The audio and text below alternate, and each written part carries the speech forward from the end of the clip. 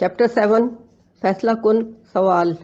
ہمارے ملک میں اور اسی طرح دوسرے مشرقی ممالک میں بھی جو لوگ پردے کی مخالفت کرتے ہیں ان کے سامنے دراصل زندگی کا یہی نقشہ ہے۔ اسی زندگی کے تابناک مظاہر نے ان کے حواس کو متاثر کیا ہے۔ یہی نظریات، یہی اخلاقی اصول اور یہی مادی و حسی فوائد و لذائذ ہیں جن کے روشن پہلو نے ان کے دل و دماغ کو اپیل کیا ہے۔ پردے سے ان کی نفرت اسی بنا پر ہے کہ اس کا بنیادی فلسفہ اخلاق اس مغربی فلسفہ اخلاق کی ضد ہے جس پر یہ ایمان لائے ہیں، اور عملاً ان فائدوں اور لذتوں کے حصول میں مانع ہے جنہیں ان حضرات نے مقصود بنایا ہے۔ اب یہ سوال کہ اس نقشہ زندگی کے تاریک پہلو یعنی اس کے عملی نتائج کو بھی یہ لوگ قبول کرنے کے لیے تیار ہیں یا نہیں، تو اس بات میں ان کے درمیان اتفاق نہیں ہے۔ ایک گروہ ان نتائج کو جانتا ہے اور انہیں قبول کرنے کے لیے تیار ہے، اور در حقیقت اس کے نزدیک یہ بھی مغربی زندگی کا روشن پہلو ہی ہے، نہ کہ تاریک۔ دوسرا گروہ اس پہلو کو تاریک سمجھتا ہے، ان نتائج کو قبول کرنے کے لیے تیار نہیں ہے، مگر ان فائدوں پر بری طرح فریفتہ ہے جو اس طرز زندگی کے ساتھ وابستہ ہیں۔ تیسرا گروہ نہ تو نظریات ہی کو سمجھتا ہے، نہ ان کے نتائج سے واقف ہے، اور نہ اس بات پر غور و فکر کی زحمت اٹھانا چاہتا ہے کہ ان نظریات اور ان نتائج کے درمیان کیا تعلق ہے۔ اسے تو بس وہ کام کرنا ہے جو دنیا میں ہو رہا ہے۔ یہ تینوں گروہ باہم کچھ اس طرح مخلوط ہو گئے ہیں کہ گفتگو کرتے وقت بسا اوقات یہ تمیز کرنا مشکل ہو جاتا ہے کہ ہمارا مخاطب دراصل کس گروہ سے تعلق رکھتا ہے۔ اسی اختلاط کی وجہ سے عموماً سخت خلط مبحث پیش آتا ہے، لہٰذا ضرورت ہے کہ انہیں چھانٹ کر ایک دوسرے سے الگ کیا جائے اور ہر ایک سے اس کی حیثیت کے مطابق بات کی جائے۔ نمبر 1، مشرقی مستغربین۔ پہلے گروہ کے لوگ اس فلسفے اور ان نظریات پر اور ان تمدنی اصولوں پر علی وجہ البصیرت ایمان لائے ہیں جن پر مغربی تہذیب و تمدن کی بنا رکھی گئی ہے۔ وہ اسی دماغ سے سوچتے ہیں اور اسی نظر سے زندگی کے مسائل کو دیکھتے ہیں جس سے جدید یورپ کے معماروں نے دیکھا اور سوچا تھا، اور وہ خود اپنے اپنے ملکوں کی تمدنی زندگی کو بھی اسی مغربی نقشے پر تعمیر کرنا چاہتے ہیں۔ عورت کی تعلیم کا منتہائی مقصود ان کے نزدیک واقعی یہی ہے کہ وہ کمانے کی قابلیت باہم پہنچائے اور اس کے ساتھ دل لبھانے کے فنون سے بھی کما حقہ واقف ہو۔ خاندان میں عورت کی صحیح حیثیت ان کے نزدیک در حقیقت یہی ہے کہ وہ مرد کی طرح خاندان کا کمانے والا رکن بنے اور مشترک بجٹ میں اپنا حصہ پورا ادا کرے۔ سوسائٹی میں عورت کا اصل مقام ان کی رائے میں یہی ہے کہ وہ اپنے حسن، اپنی آرائش اور اپنی اداؤں سے اجتماعی زندگی میں ایک عنصر لطیف کا اضافہ کرے، اپنی خوش گفتاری سے دلوں میں حرارت پیدا کرے، اپنی موسیقی سے کانوں میں رس بھر دے اور اپنے رقص سے روحوں کو وجد میں لائے، تھرک تھرک کر اپنے جسم کی ساری خوبیاں آدم کے بیٹوں کو دکھائے تاکہ ان کے دل خوش ہوں، ان کی نگاہیں لذت یاب ہوں اور ان کے ٹھنڈے خون میں تھوڑی سی گرمی آ جائے۔ حیات قومی میں عورت کا کام ان کے خیال میں فی الواقع اس کے سوا کچھ نہیں ہے کہ وہ سوشل ورک کرتی پھرے، میونسپلٹیوں اور کونسلوں میں جائے، کانفرنسوں اور کانگریسوں میں شریک ہو، سیاسی، تمدنی اور معاشرتی مسائل کو سلجھانے میں اپنا وقت اور دماغ صرف کرے، ورزشوں اور کھیلوں میں حصہ لے، تیراکی، دوڑ اور کود پھاند اور لمبی لمبی اڑانوں میں ریکارڈ توڑے، غرض وہ سب کچھ کرے جو گھر سے باہر ہے اور اس سے کچھ غرض نہ رکھے جو گھر کے اندر ہے۔ اس زندگی کو وہ آئیڈیل زندگی سمجھتے ہیں۔ ان کے نزدیک دنیاوی ترقی کا یہی راستہ ہے، اور اس راستے پر جانے میں جتنے پرانے اخلاقی نظریات مانے ہیں وہ سب کے سب لغو اور سراسر باطل ہیں۔ نئی زندگی کے لیے پرانی اخلاقی قدروں، مورل ویلیوز کو انہوں نے اسی طرح نئی قدروں سے بدل لیا ہے جس طرح یورپ نے بدلا ہے۔ مالی فوائد اور جسمانی لذتیں ان کی نگاہ میں زیادہ بلکہ اصلی قدر و قیمت رکھتی ہیں، اور ان کے مقابلے میں حیا، عصمت، طہارت، اخلاق، ازدواجی زندگی کی وفاداری، نسب کی حفاظت اور اسی قبیل کی دوسری تمام چیزیں نہ صرف یہ کہ بے قدر ہیں بلکہ دقیانوسی، تاریخ خیالی کے ڈھکوسلے ہیں جنہیں ختم کیے بغیر ترقی کا قدم آگے نہیں بڑھ سکتا۔ یہ لوگ دراصل دین مغربی کے سچے مومن ہیں اور جس نظریے پر ایمان لائے ہیں اسے ان تمام تدبیروں سے جو یورپ میں اس سے پہلے اختیار کی جا چکی ہیں مشرقی ممالک میں پھیلانے کی کوشش کر رہے ہیں۔ پوائنٹ نمبر 2، نیا ادب۔ سب سے پہلے ان کے لٹریچر کو لیجئے جو دماغوں کو تیار کرنے والی سب سے بڑی طاقت ہے۔ اس نام نہاد ادب دراصل بے ادبی میں پوری کوشش اس امر کی جا رہی ہے کہ نئی نسلوں کے سامنے اس نئے اخلاقی فلسفے کو مزین بنا کر پیش کیا جائے اور پرانی اخلاقی قدروں کو دل اور دماغ کے ایک ایک ریشے سے کھینچ کر نکال ڈالا جائے۔ مثال کے طور پر میں یہاں اردو کے نئے ادب سے چند نمونے پیش کروں گا۔ ایک مشہور ماہ نامے میں جسے ادبی حیثیت سے اس ملک میں کافی وقت حاصل ہے، ایک مضمون شائع ہوا ہے جس کا عنوان ہے شیریں کا سبق۔ صاحب مضمون ایک ایسے صاحب ہیں جو اعلیٰ تعلیم یافتہ، ادبی حلقوں میں مشہور اور ایک بڑے عہدے پر فائز ہیں۔ مضمون کا خلاصہ یہ ہے کہ ایک نوجوان صاحبزادی اپنے استاد سے سبق پڑھنے بیٹھی ہیں اور درس کے دوران میں اپنے ایک نوجوان دوست کا نامہ محبت استاد کے سامنے بغرض مطالعہ و مشورہ پیش فرماتی ہیں۔ اس دوست سے ان کی ملاقات کسی چائے پارٹی میں ہو گئی تھی۔ وہاں کسی لیڈی نے تعارف کی رسم ادا کر دی۔ اس دن سے میل جول اور مراسلت کا سلسلہ شروع ہو گیا۔ اب صاحبزادی یہ چاہتی ہیں کہ استاد جی اسے اس دوست کے محبت ناموں کا اخلاقی جواب لکھنا سکھا دیں۔ استاد کوشش کرتا ہے کہ لڑکی کو ان بےہودگیوں سے ہٹا کر پڑھنے کی طرف راغب کرے۔ لڑکی جواب دیتی ہے کہ پڑھنا تو میں چاہتی ہوں، مگر ایسا پڑھنا جو میرے جاگتے کے خوابوں کی آرزوؤں میں کامیاب ہونے میں مدد دے، نہ ایسا پڑھنا جو مجھے ابھی سے بڑھیا بنا دے۔ استاد پوچھتا ہے، کیا ان حضرات کے علاوہ تمہارے اور بھی کچھ نوجوان دوست ہیں؟ لائق شاگرد جواب دیتی ہے، کئی ہیں، مگر اس نوجوان میں یہ خصوصیت ہے کہ بڑے مزے سے جھڑک دیتا ہے۔ استاد کہتا ہے کہ اگر تمہارے ابا کو تمہاری اس خط و کتابت کا پتہ چل جائے تو کیا ہو؟ صاحبزادی جواب دیتی ہے، کیا ابا نے شباب میں اس قسم کے خط نہ لکھے ہوں گے؟ اچھے خاصے فیشنیبل ہیں۔ کیا تعجب ہے اب بھی لکھتے ہوں، خدا نخواستہ بوڑھے تو نہیں ہو گئے ہیں؟ استاد کہتا ہے کہ اب سے 50 برس پہلے تو یہ خیال بھی ناممکن تھا کہ کسی شریف زادی کو محبت کا خط لکھا جائے۔ شریف زادی صاحبہ جواب میں فرماتی ہیں، تو کیا اس زمانے کے لوگ صرف بدذاتوں ہی سے محبت کرتے تھے؟ بڑے مزے میں تھے اس زمانے کے بدذات اور بڑے بدمعاش تھے اس زمانے کے شریف۔ شیریں کے آخری الفاظ جن پر مضمون نگار نے گویا اپنے ادبیانہ فلسفے کی تان توڑی ہے، یہ ہیں، ہم لوگوں یعنی نوجوانوں کی دوہری ذمہ داری ہے، وہ مسرتیں جو ہمارے بزرگ کھو چکے ہیں زندہ کریں، اور وہ غصہ اور جھوٹ کی عادتیں جو زندہ ہیں انہیں دفن کر دیں۔ ایک اور نامور ادبی رسالے میں اب سے 1.5 سال پہلے ایک مختصر افسانہ پشیمانی کے عنوان سے شائع ہوا تھا، جس کا خلاصہ سیدھے سادے الفاظ میں یہ تھا کہ ایک شریف خاندان کی بن بیاہی لڑکی ایک شخص سے آنکھ لڑاتی ہے، اپنے باپ کی غیر موجودگی اور ماں کی لا علمی میں اسے چپکے سے بلا لیتی ہے، ناجائز تعلقات کے نتیجے میں حمل قرار پا جاتا ہے۔ اس کے بعد وہ اپنے اس ناپاک فعل کو حق بجانب ٹھہرانے کے لیے دل ہی دل میں یوں استدلال کرتی ہے، میں پریشان کیوں ہوں، میرا دل دھڑکتا کیوں ہے؟ کیا میرا ضمیر مجھے ملامت کرتا ہے؟ کیا میں اپنی کمزوری پر نادم ہوں؟ شاید ہاں، لیکن اس رومانی چاندنی رات کی داستان تو میری کتاب زندگی میں سنہری الفاظ سے لکھی ہوئی ہے۔ شباب کے مست لمحات کی اس یاد کو تو اب بھی میں اپنا سب سے زیادہ عزیز خزانہ سمجھتی ہوں۔ کیا میں ان لمحات کو واپس لانے کے لیے اپنا سب کچھ دینے کے لیے تیار نہیں؟ پھر کیوں میرا دل دھڑکتا ہے؟ کیا گناہ کے خوف سے؟ کیا میں نے گناہ کیا؟ نہیں، میں نے گناہ نہیں کیا۔ میں نے کس کا گناہ کیا؟ میرے گناہ سے کس کو نقصان پہنچا؟ میں نے تو قربانی کی، قربانی اس کے لیے، کاش کہ میں اس کے لیے اور بھی قربانی کرتی۔ گناہ سے میں نہیں ڈرتی، لیکن ہاں شاید میں اس چڑیل سوسائٹی سے ڈرتی ہوں۔ اس کی کیسی کیسی معنی خیز اشتباہ آمیز نظریں مجھ پر پڑتی ہیں۔ آخر میں اس سے کیوں ڈرتی ہوں؟ اپنے گناہ کے باعث؟ لیکن میرا گناہ ہی کیا ہے؟ کیا جیسا میں نے کیا ایسا ہی سوسائٹی کی کوئی اور لڑکی نہ کرتی؟ وہ سہانی رات اور وہ تنہائی، وہ کتنا خوبصورت تھا۔ اس نے کیسے میرے منہ پر اپنا منہ رکھ دیا اور اپنی آغوش میں مجھے کھینچ لیا، بھینچ لیا۔ اف، اس کے گرم اور خوشبودار سینے سے میں کس اطمینان کے ساتھ چمٹ گئی۔ میں نے ساری دنیا ٹھکرا دی اور اپنا سب کچھ ان لمحات عیش پر تج دیا۔ پھر کیا ہوا؟ کوئی اور کیا کرتا؟ کیا دنیا کی کوئی عورت اس وقت اسے ٹھکرا سکتی تھی؟ گناہ؟ میں نے ہرگز گناہ نہیں کیا، میں ہرگز نادم نہیں ہوں، میں پھر وہی کرنے کو تیار ہوں۔ عصمت ہے کیا؟ صرف کنوارپن یا خیالات کی پاکیزگی؟ میں کنواری نہیں رہی، لیکن کیا میں نے اپنی عصمت کھو دی؟ فسادی چڑیل سوسائٹی کو جو کرنا ہو کر لے، وہ میرا کیا کر سکتی ہے؟ کچھ نہیں۔ میں اس کی پرحماقت انگشت نمائی سے کیوں جھیپوں؟ میں اس کی کانا پھوسی سے کیوں ڈروں؟ کیوں اپنا چہرہ زرد کر لوں؟ میں اس کے بے معنی تمسخر سے کیوں منہ چھپاؤں؟ میرا دل کہتا ہے کہ میں نے ٹھیک کیا، اچھا کیا، خوب کیا۔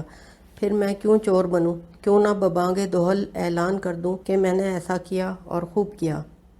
یہ طرز استدلال اور یہ طرز فکر ہے جو ہمارے زمانے کا نیا ادیب ہر لڑکی، شاید خود اپنی بہن اور اپنی بیٹی کو بھی سکھانا چاہتا ہے۔ اس کی تعلیم یہ ہے کہ ایک جوان لڑکی کو چاندنی رات میں جو گرم سینہ بھی مل جائے اسے اس سے چمٹ جانا چاہیے، کیونکہ اس صورتحال میں یہی ایک طریقہ کار ممکن ہے، اور جو عورت بھی ایسی حالت میں ہو وہ اس کے سوا کچھ کر ہی نہیں سکتی۔ یہ فعل گناہ نہیں بلکہ قربانی ہے، اور اس سے عصمت پر بھی کوئی حرف نہیں آتا۔ بھلا خیالات کی پاکیزگی کے ساتھ کنوار پن قربان کر دینے سے بھی کہیں عصمت جاتی ہوگی؟ اس سے تو عصمت میں اور اضافہ ہوتا ہے، بلکہ یہ ایک ایسا شاندار کارنامہ ہے کہ ایک عورت کی زندگی میں سنہری الفاظ سے لکھا جانا چاہیے، اور اس کی کوشش یہ ہونی چاہیے کہ اس کی ساری کتاب زندگی ایسے ہی سنہرے الفاظ میں لکھی ہوئی ہو۔ رہی سوسائٹی، تو وہ اگر ایسی عصمت مآب خواتین پر حرف رکھتی ہے تو وہ فسادی اور چڑیل ہے۔ قصوروار وہ خود ہے کہ ایسی ایثار پیشہ لڑکیوں پر حرف رکھتی ہے، نہ کہ وہ صاحبزادی جو ایک رومانی رات میں کسی کھلی ہوئی آغوش کے اندر بھینچے جانے سے انکار نہ فرمائے۔ ایسی ہی ظالم سوسائٹی جو اتنے اچھے کام کو برا کہتی ہے، ہرگز اس کی مستحق نہیں کہ اس سے ڈرا جائے اور یہ کار خیر انجام دے کر اس سے منہ چھپایا جائے۔ نہیں، ہر لڑکی کو اعلانیہ اور بے باکانہ اس فضیلت اخلاق کا مظاہرہ کرنا چاہیے، اور خود شرمندہ ہونے کی بجائے ہو سکے تو الٹا سوسائٹی کو شرمندہ کرنا چاہیے۔ یہ جرأت و جسارت کبھی بازار میں بیٹھنے والی بیسواؤں کو بھی نصیب نہ تھی، کیونکہ ان بد نصیبوں کے پاس ایسا فلسفہ اخلاق نہ تھا جو گناہ کو ثواب اور ثواب کو گناہ کر دیتا۔ اس وقت کی بیسوا عصمت تو بیچتی تھی مگر اپنے آپ کو خود ذلیل اور گناہگار سمجھتی تھی۔ مگر اب نیا ادب ہر گھر کی بہو اور بیٹی کو پہلے زمانے کی بیسواؤں سے بھی زیادہ 10 قدم آگے پہنچا دینا چاہتا ہے، کیونکہ یہ بدماشی و فحش کاری کی پشتی بانی کے لیے ایک نیا فلسفہ اخلاق پیدا کر رہا ہے۔ ایک اور رسالے میں جسے ہمارے ملک کے ادبی حلقوں میں کافی مقبولیت حاصل ہے، ایک افسانہ دیور کے نام سے شائع ہوا ہے۔ مصنف ایک ایسے صاحب ہیں جن کے والد مرحوم کو عورتوں کے لیے بہترین اخلاقی لٹریچر پیدا کرنے کا شرف حاصل تھا، اور اسی خدمت کی وجہ سے غالباً وہ ہندوستان کی اردو خواں عورتوں میں مقبول ترین بزرگ تھے۔ اس افسانے میں نوجوان ادیب صاحب ایک ایسی لڑکی کے کیریکٹر کو خوشنما بنا کر اپنی بہنوں کے لیے نمونے کے طور پر پیش کرتے ہیں، جو شادی سے پہلے ہی اپنے دیور کی بھرپور جوانی اور شباب کے ہنگاموں کا خیال کر کے اپنے جسم میں تھرتھری پیدا کر لیا کرتی تھی، اور کنوار پنے میں ہی جس کا مستقل نظریہ یہ تھا کہ جو جوانی خاموش اور پرسکون گزر جائے اس میں اور ضعیفی میں کوئی فرق نہیں۔ میرے نزدیک تو جوانی کے ہنگامے ضروری ہیں، جن کا ماخذ کشمکش حسن و عشق ہے۔ اس نظریے اور ان ارادوں کو لیے ہوئے جب یہ صاحبزادی بیاہی گئیں تو اپنے داڑھی والے شوہر کو دیکھ کر ان کے جذبات پر اوس پڑ گئی، اور انہوں نے پہلے سے سوچے ہوئے نقشے کے مطابق فیصلہ کر لیا کہ اپنے شوہر کے حقیقی بھائی سے دل لگائیں گی۔ چنانچہ بہت جلد ہی اس کا موقع آ گیا۔ شوہر صاحب حصول تعلیم کے لیے ولایت چلے گئے، اور ان کے پیچھے بیوی نے شوہر کی اور بھائی نے بھائی کی خوب دل کھول کر اور مزے لے لے کر خیانت کی۔ مصنف نے اس کارنامے کو خود اس مجرمہ کے قلم سے لکھا ہے۔ وہ اپنی ایک سہیلی کو جس کی ابھی شادی نہیں ہوئی ہے اپنے تمام کرتوت اپنے آپ قلم سے لکھ کر بھیجتی ہے، اور وہ تمام مراحل پوری تفصیل کے ساتھ بیان کرتی ہے جن سے گزر کر دیور اور باورچ کی آشنائی آخری مرحلے تک پہنچی۔ قلب اور جسم کی جتنی کیفیات صنفی اختلاط کی حالت میں واقع ہو سکتی ہیں، ان میں سے کسی ایک کو بھی بیان کرنے سے وہ نہیں چوکتی۔ بس اتنی کسر رہ گئی ہے کہ اس فعل کی تصویر نہیں کھینچی گئی۔ شاید اس کوتاہی میں یہ بات مد نظر ہوگی کہ ناظرین اور ناظرات کا تخیل تھوڑی سی زحمت اٹھا کر خود ہی اس کی خانہ پوری کر لے گا۔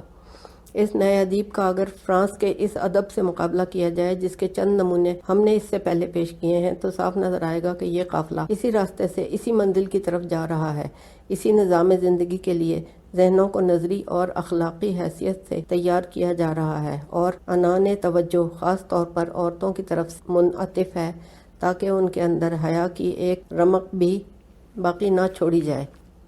پوائنٹ 3، تمدن جدید۔ یہ فلسفہ اخلاق اور نظریہ زندگی میدان میں اکیلا نہیں ہے، اس کے ساتھ سرمایہ دارانہ نظام تمدن اور مغربی جمہوریت کے اصول بھی برسر کار آ گئے ہیں اور یہ تینوں طاقتیں مل جل کر زندگی کا وہی نقشہ بنا رہی ہیں جو مغرب میں بن چکا ہے۔ صنفیات پر بدترین قسم کا فحش لٹریچر شائع کیا جا رہا ہے جو مدرسوں اور کالجوں کے طالبین اور طالبات تک کثرت سے پہنچتا ہے۔ عریاں تصویریں اور آبرو باختہ عورتوں کی شبیہیں ہر اخبار، ہر رسالے، ہر گھر اور ہر دکان کی زینت بن رہی ہیں۔ گھر گھر اور بازار بازار گراموفون کے وہ ریکارڈ بج رہے ہیں جس میں نہایت رقیق اور گندے گیت بھرے جاتے ہیں۔ سینما کا سارا کاروبار جذبات شہوانی کی انگیخت پر چل رہا ہے اور پردہ سیمی پر فحش کاری اور بے حیائی کو ہر شام اتنا مزین بنا کر پیش کیا جاتا ہے کہ لڑکی اور لڑکے کی نگاہ میں ایکٹروں اور ایکٹریسوں کی زندگی اسوہ حسنہ بن کر رہ جاتی ہے۔ اس شوق پرور اور تمنا آفرین کھیلوں کو دیکھ کر دونوں صنفوں کے نوجوان جب تماشا گاہ سے نکلتے ہیں تو ان کے بے چین ولولے ہر طرف عشق اور رومان کے مواقع ڈھونڈنے لگتے ہیں۔ سرمایہ دارانہ نظام زندگی کی بدولت بڑے شہروں میں وہ حالات بڑی تیزی کے ساتھ پیدا ہوتے چلے جا رہے ہیں جن میں عورتوں کے لیے اپنی روزی آپ کمانا ناگزیر ہو جاتا ہے، اور اسی ظالمانہ نظام کی مدد پر مانع حمل کا پروپیگنڈا اپنی دواؤں اور اپنے آلات کے ساتھ میدان میں آ گیا ہے۔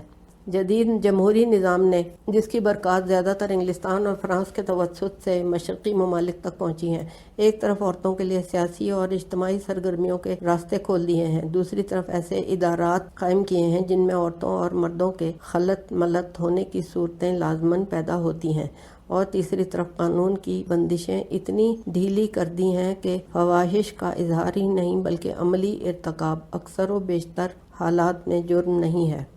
ان حالات میں جو لوگ پورے انشراح قلب کے ساتھ زندگی کے اس راستے پر جانے کا فیصلہ کر چکے ہیں، ان کے اخلاقیات اور ان کی معاشرت میں قریب قریب مکمل انقلاب واقع ہو گیا ہے۔ ان کی خواتین اب ایسے لباسوں میں نکل رہی ہیں کہ ہر عورت پر فلم ایکٹریس کا دھوکہ ہوتا ہے۔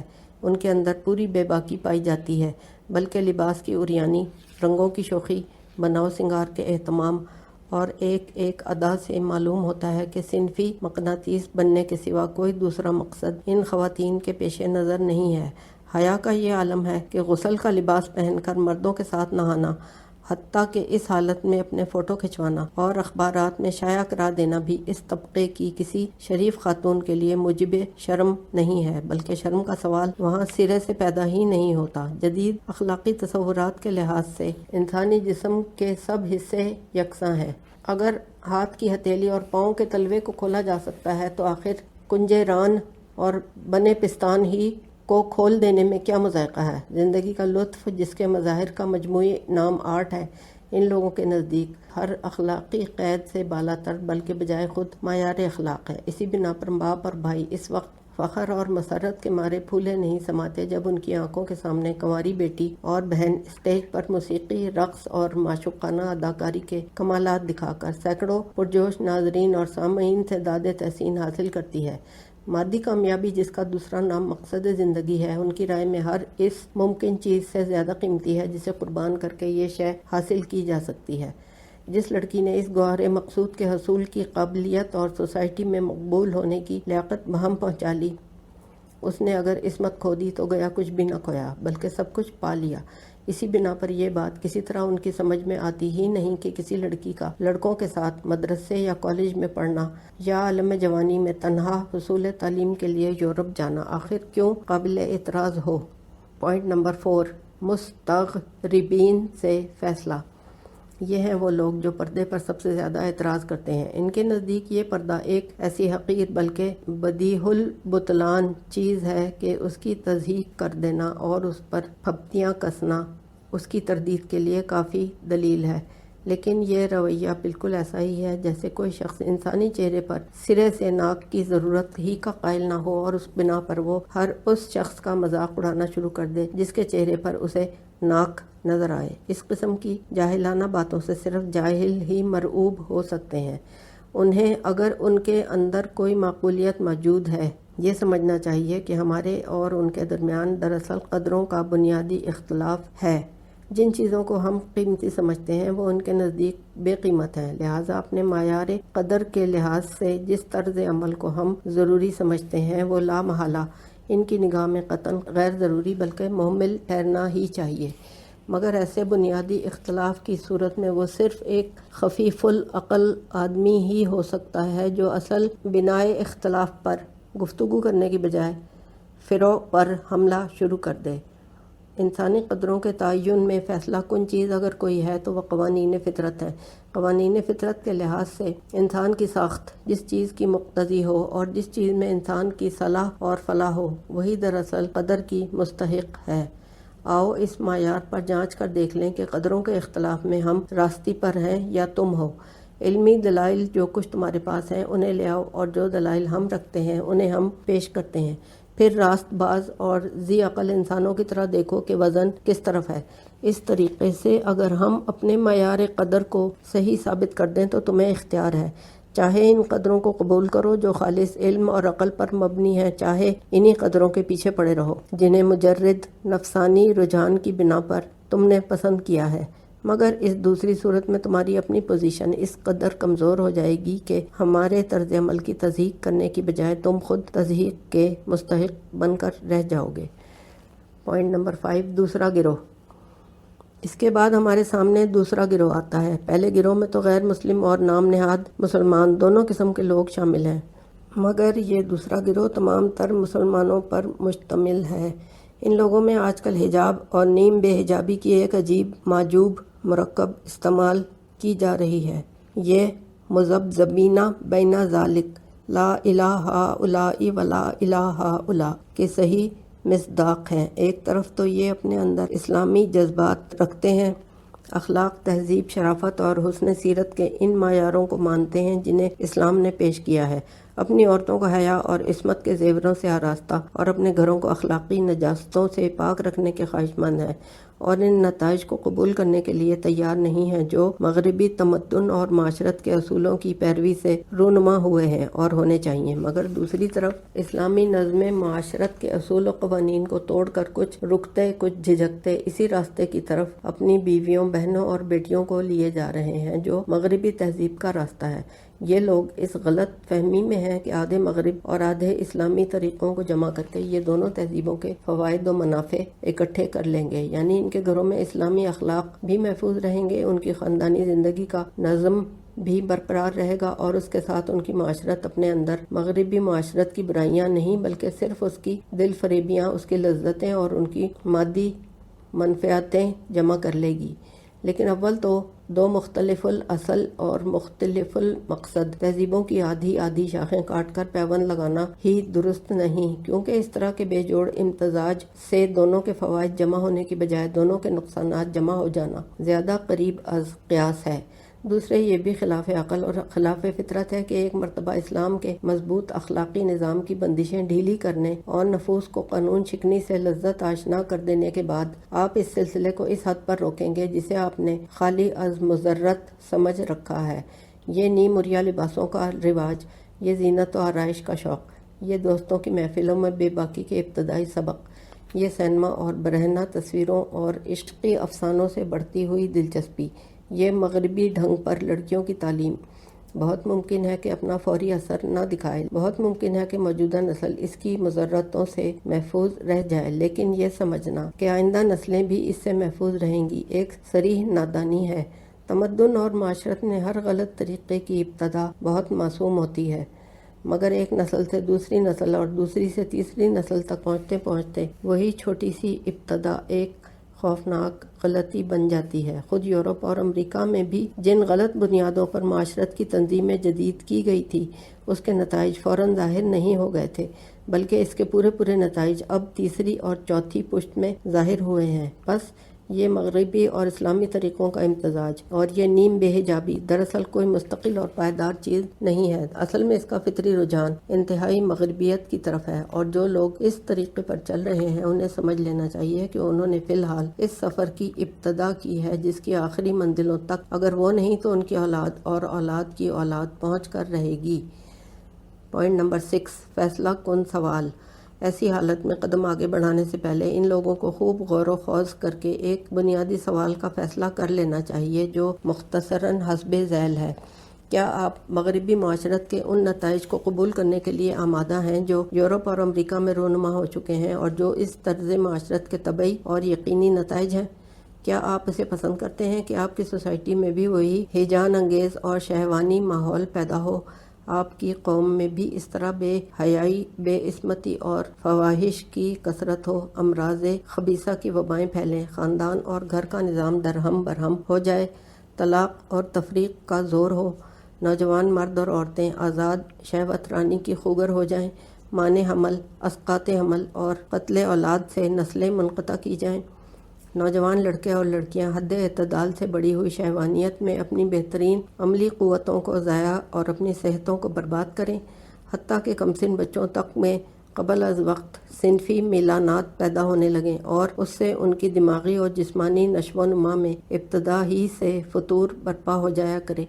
اگر مادی منفعتوں اور حصی لذتوں کی خاطر آپ ان سب چیزوں کو گوارا کرنے کے لیے تیار ہیں تو بلا تامل مغربی راستے پر تشریف لے جائیے اور اسلام کا نام بھی زبان پر نہ لائیے۔ اس راستے پر جانے سے پہلے آپ کو اسلام سے قطع تعلق کا اعلان کرنا پڑے گا تاکہ آپ بعد میں اس نام کو استعمال کر کے کسی کو دھوکہ نہ دے سکیں اور آپ کی رسوائیاں اسلام اور مسلمانوں کے لیے موجب ننگوار نہ بن سکیں۔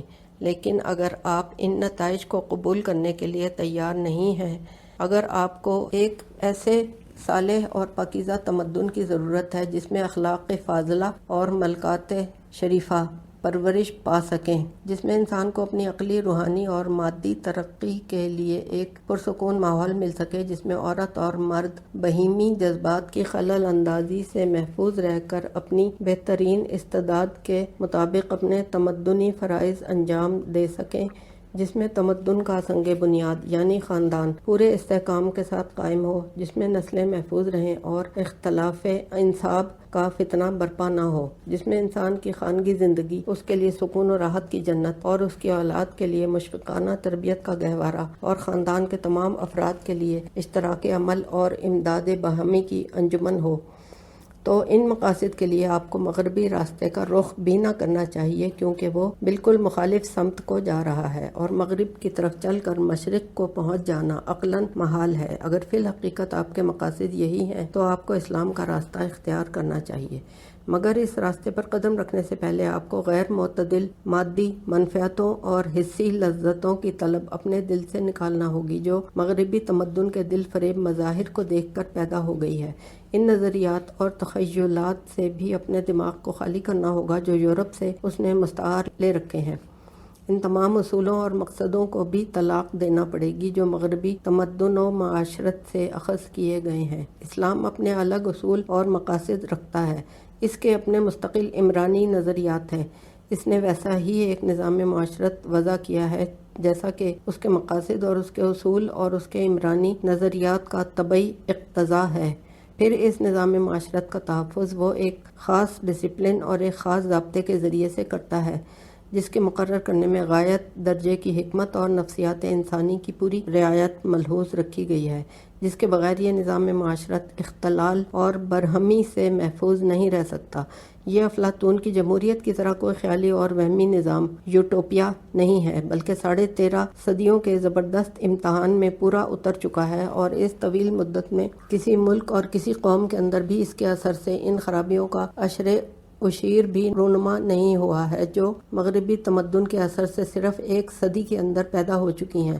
بس اگر اس محکم اور آزمودہ نظام معاشرت سے آپ فائدہ اٹھانا چاہتے ہیں تو آپ کو اس کے ضابطے اور اس کے ڈسپلن کی پوری پابندی کرنا ہوگی، اور یہ حق آپ کو ہرگز حاصل نہ ہوگا کہ اپنی عقل سے نکالے ہوئے یا دوسروں سے سیکھے ہوئے نیم پختہ خیالات اور غیر آزمودہ طریقوں کو جو اس نظام معاشرت کی طبیعت اور اس کے مزاج کے بالکل خلاف ہوں خام خواہ اس میں ٹھونسنے کی کوشش کریں۔